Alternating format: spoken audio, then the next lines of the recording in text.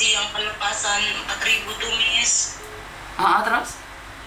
Kan udah bayar Miss, terus udah ada surat pelepasan gini loh Miss. Kan sebelumnya kan waktu aku ngajukan visa sama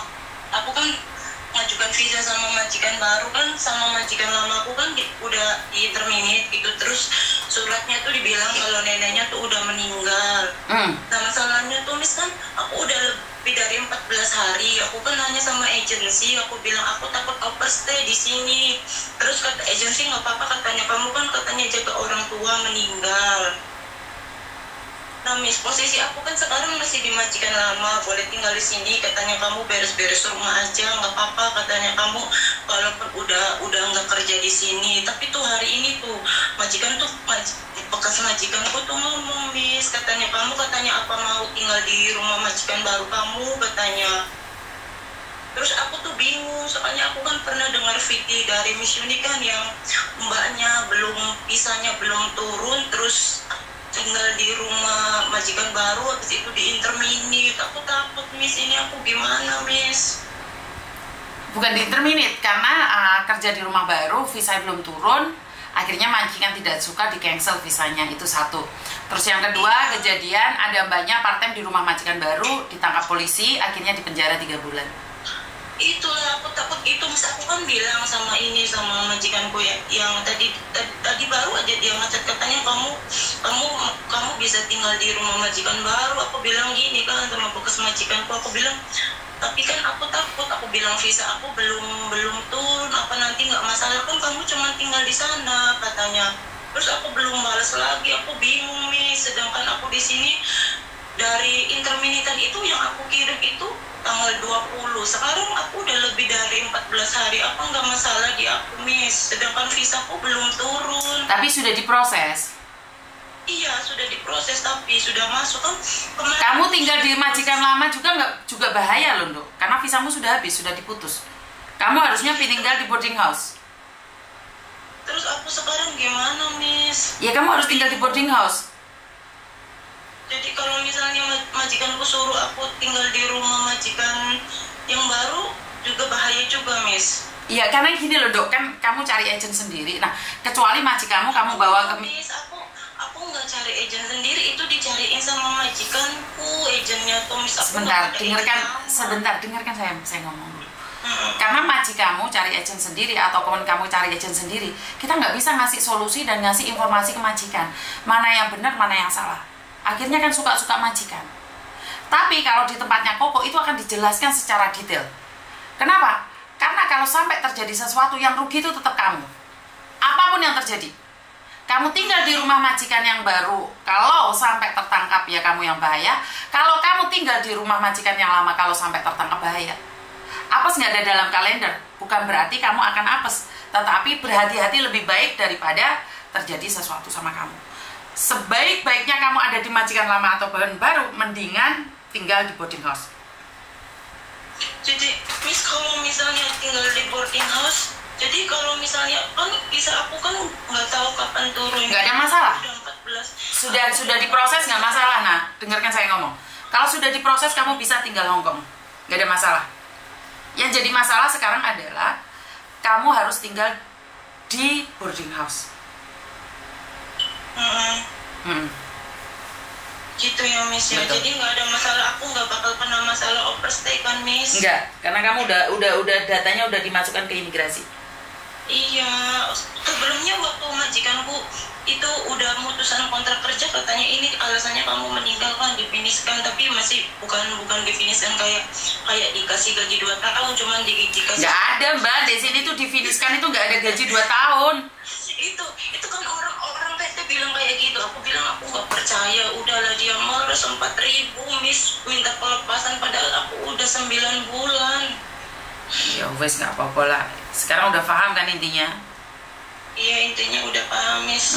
Berarti nanti aku minta sama agentku tuh suruh minta tinggal di boarding house kok. Gitu ya Miss? Iya betul. Ya udah cuman itu aja sih Miss, aku takut overstay aja gitu, cuma gitu aja. Kenapa agentmu tidak menjelaskan? Kenapa harus tanya sama Miss Yunina? Agent aku nggak ngerti Miss, agentnya itu kata PT ku juga dia tuh apa namanya, dia tuh selalu memproses orang Filipina, orang surat pelepasan aja nggak ngerti Miss. Padahal aku dulu pernah di sini punya agensi, dia bilang kamu nggak usah bayar katanya, ini tinggal diklik, kamu nggak usah bayar sampai 4.000 minta surat pelepasan, itu agenmu nggak ngerti katanya gitu. Tapi udah terlanjur, aku udah ibaratnya udah nurut sama majikan. Kalau tahu gini kan lebih baik aku pakai agent. Kamu tahu majikan ini dari anaknya Miss, dari kan aku kan jaga neneknya meninggal, terus aku katanya Cece, katanya kamu mau apa, aku cariin majikan, katanya mau, enggak, ya udah iya ayo, aku bilang kan udah tatap muka interview gitu kan Miss, ketemu di gereja, habis itu dia suka, terus aku ya udah nggak apa-apa kan, aku nggak apa-apa kerja. Nah udah sama-sama suka. Kata neneknya, katanya aku kalau mau ke agenmu katanya jauh, aku udah tua, jadi aku mau agen yang dekat aja. Dipindahlah aku di agen yang baru Miss, di Norpoint di situ.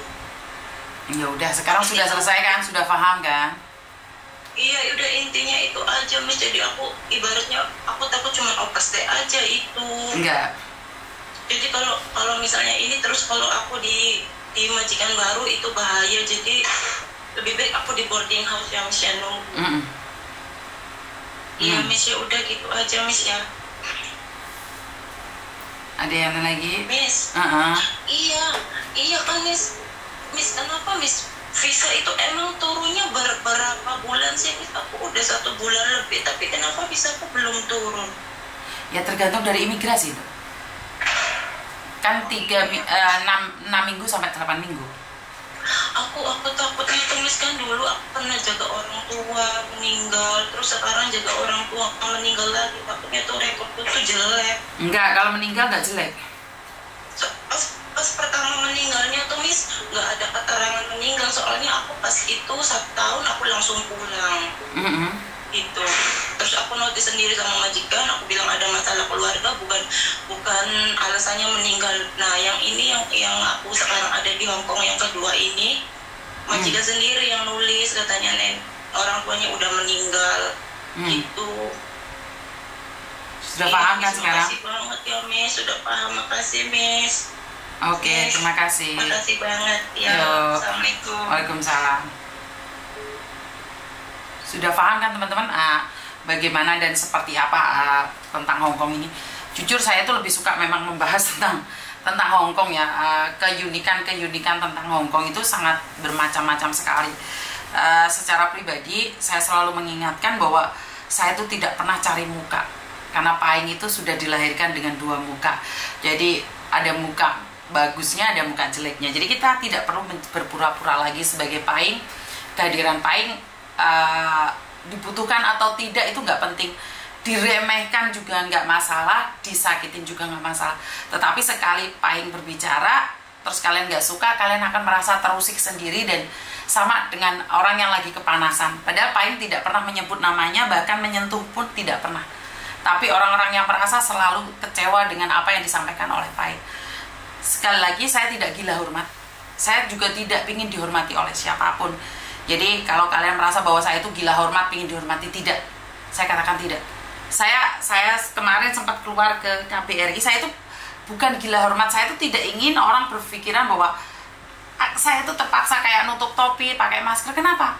Saya tidak ingin seolah-olah saya dikerumunin orang sok ngartis, enggak. Saya benar-benar saya tutup pakai topi, jalan sendiri saya. Kenapa? Karena saya tidak gila hormat, saya tidak perlu menampangkan muka saya. Oh, saya Miss Yuni, saya Miss Yuni. Saya yang banyak menolong orang, tidak. Saya tidak pernah menolong orang. Harus digarisbawahi, saya tidak pernah menolong siapapun. Yang menolong kalian adalah diri kalian sendiri. Yang menentukan kehidupan ini adalah kalian sendiri. Saya tidak bisa mengontrol kalian. Kalian lihat yang ada di Kamboja. Mereka berangkat dengan sombong, pulang minta tolong. Sementara kita, para pejuang devisa yang nyata, berangkat membawa 1 juta luka, pulang wajib bawa ratusan juta. Kita tidak perlu minta tolong-tolong sama orang lain. Kita pulang sendiri kok. Dan yang harus diingat bahwa